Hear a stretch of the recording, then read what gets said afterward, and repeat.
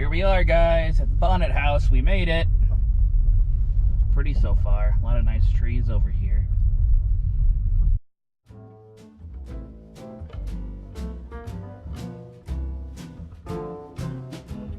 Hey guys, welcome back to Near Far Explorers. Aubrey talking today, helping Matt out with the channel a little bit. Y'all know we were in Florida for a long weekend in January, and we spent one of those days, glorious days, that I miss so much and I'm ready to go back to already. And we've only been home for like 3 weeks. But anyways, we spent one of those days exploring Fort Lauderdale, and we stumbled upon this historical estate called the Bonnet House.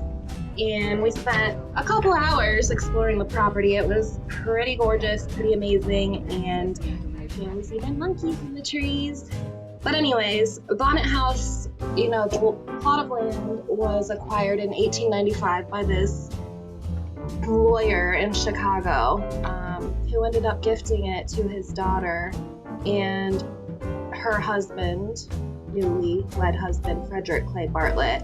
And that was in 1919 that he gifted it to him. And Bartlett, this artist, he got right to work and wanted to go against the grain of what was popular in Florida at the time, and decided to construct a plantation-style home where him and his wife and a child from a previous marriage spent their winters all the way up until 1925, when his wife actually passed away.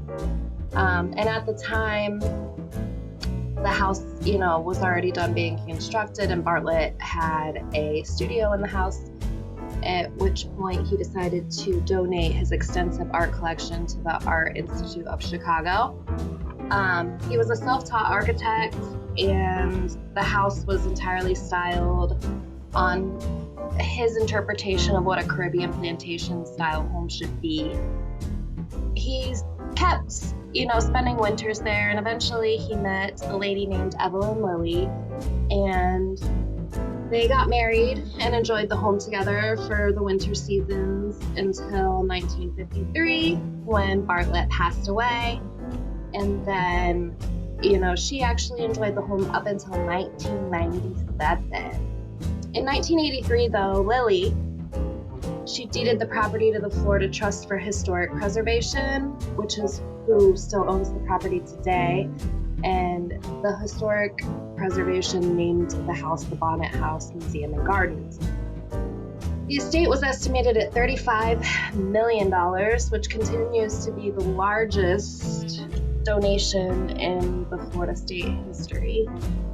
It includes the main house, the art studio, a music studio, and a guest house, all of which we got to explore when we were there. And this guy put detail into every inch of the house. It's pretty amazing.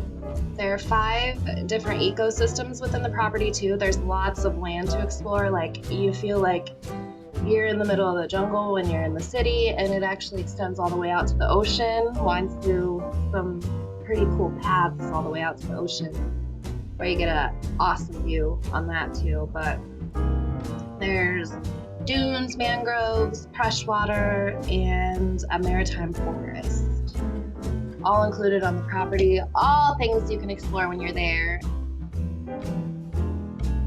They're really doing their part to keep this little piece of history inside Fort Lauderdale, which is pretty awesome, and it's way worth a visit.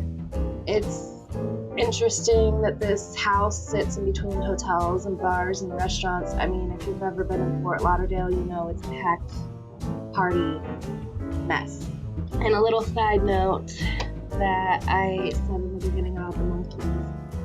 So apparently Evelyn had a pet monkey, and she had brought some monkeys to the property, as well as there was a bar who hosted some monkeys as like a tourist attraction that burnt down.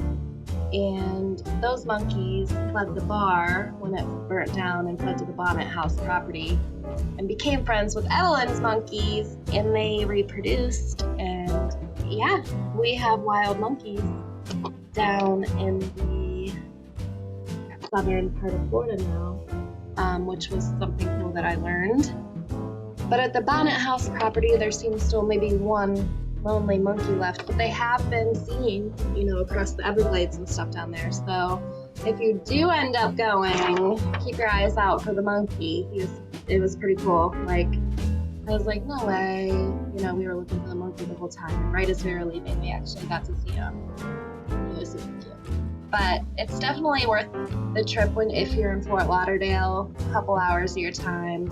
If you're into historic stuff, if you're into art, if you're into just detail and beauty, this is the place for the views. This is the place to appreciate someone else's life.